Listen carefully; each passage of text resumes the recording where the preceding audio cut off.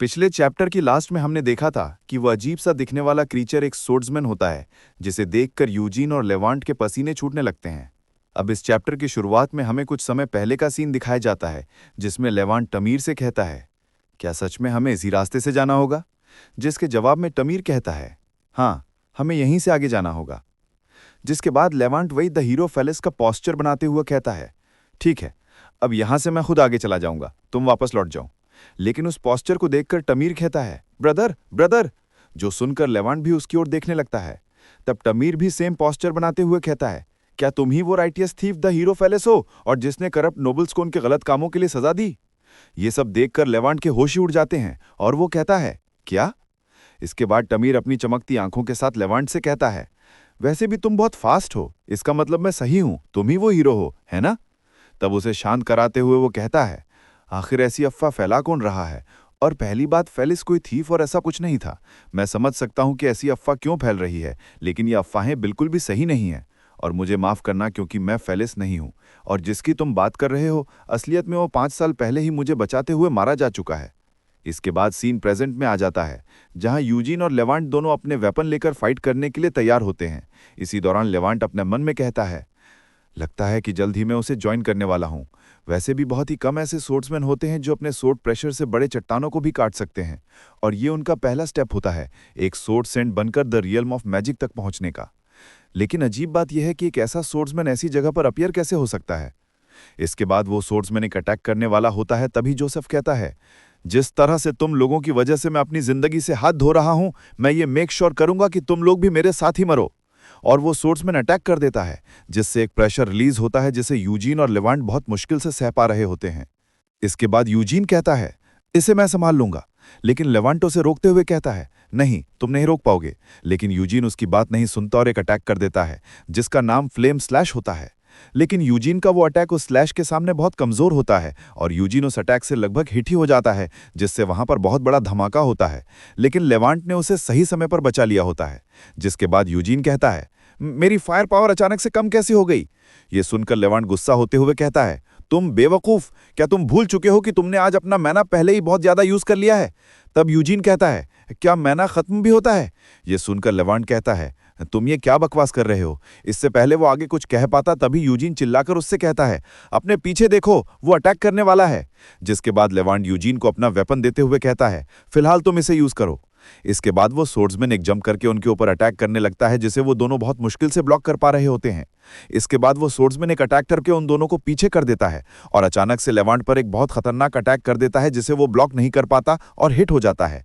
ये देखकर यूजिन चिल्लाकर कहता है, क्या तुम ठीक हो? और जोसेफ के पैर पर एक स्लैश मारते हुए कहता है, रुक जाओ। और उस स्लैश से जोसेफ को बहुत दर्द होता है। जिसके बाद वो यूजिन को गाली देते हुए उस पर एक अटैक करके पीछे हटा देता है।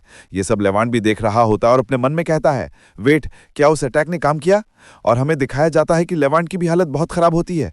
तभी वो सोर्ड्समैन उसके ऊपर भी एक अटैक कर देता है जिसे लेवांट ब्लॉक तो करता है, लेकिन उसके प्रेशर से पीछे जाकर पत्थरों से टकरा जाता है और उसकी हालत बहुत ज्यादा खराब हो जाती है। उसका एक हाथ भी बहुत ज्यादा डैमेज हो जाता है और उसके मुंह से और भी ज्यादा खून निकलने लगता है।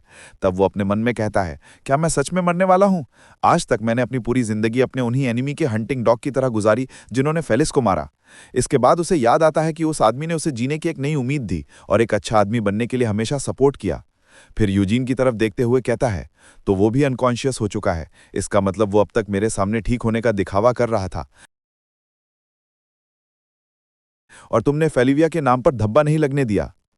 और दोबारा खड़े होते हुए अपने मन में कहता है, जिसने अपने नाम पर धब्बा लगाया है वो मैं हूं, जो अभी भी भागने के बारे में सोच रहा है। लेकिन हम दोनों को यहां मरने की कोई जरूरत नहीं है, क्योंकि मेरे पास भी सरवाइव करने की रीजन है, चाहे मेरी लाइफ कितनी भी खराब क्यों ना हो।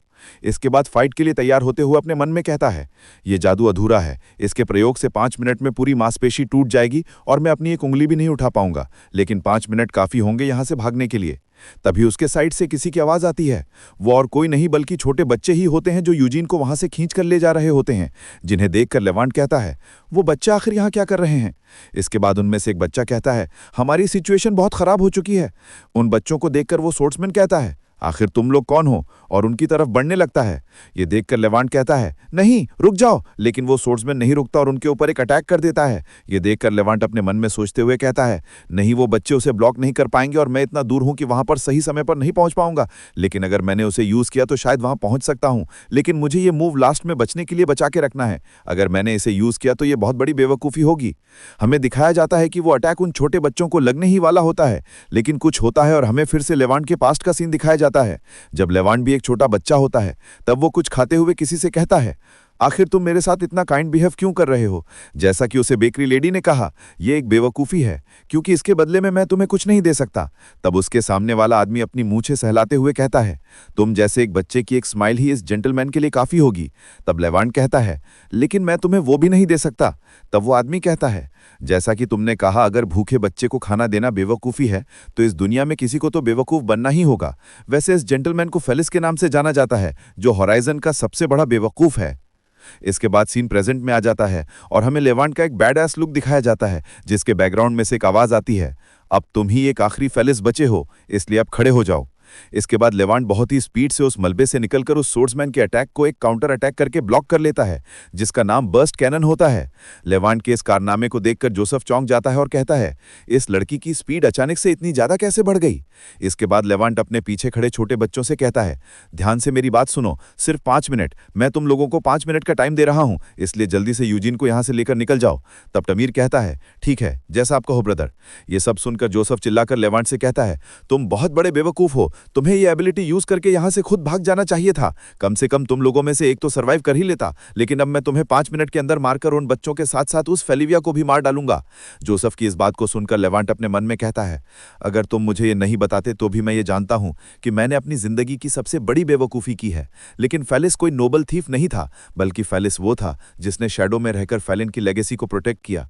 ये सब सुनकर जोसेफ कहता है, आखिर तुम क्या बड़बड़ा रहे हो? इसके बाद लेवांट एक स्मोक बॉम्ब से चारों तरफ स्मोक फैला देता है और अचानक से जोसेफ के सामने निकलकर सीरियस वॉइस में कहता है, मेरी असली ड्यूटी अब इसके हर एक कीड़े को डार्कनेस में से ढूंढकर उन्हें जान से मारना है। लेवांट को अचानक से इतने पास देखकर जोसेफ शॉक्ड हो जाता है और उसके पसीने छूटने लगते हैं। इसी दौरान वो बच्चे यूजीन को लेकर वहां से भाग रहे होते हैं और टमीर स्मोक की ओर देखते हुए कहता है, हमें कैसे भी करके 5 मिनट के अंदर इस सीवर से बाहर निकलना होगा। लेकिन जब वो छोटे बच्चे यूजीन को वहां से लेकर जा रहे होते हैं, तब हमें दिखाया जाता है कि यूजीन पूरी तरह से बेहोश नहीं होता और अपने मन में कहता है, मैं फिर से बेहोश हो रहा हूं, जबकि ये प्रॉब्लम मेरी वजह से ही खड़ी हुई है। और हमें बताया जाता है कि अब इसको ह्यूमन सफरिंग से पावर मिलती है और जो दुख में होता है, ये लोग उन्हीं का शिकार बनते हैं। इसके साथ साथ यूजीन अपने मन में सोच रहा होता है, आखिर मैं इतना कमजोर क्यों हूं? फिलहाल ये वीडियो यहीं पर खत्म होती है। अगर वीडियो अच्छी लगे तो वीडियो को लाइक करें, चैनल को सब्सक्राइब करें। मिलते हैं एक और नए वीडियो में, तब तक के लिए बाय बाय।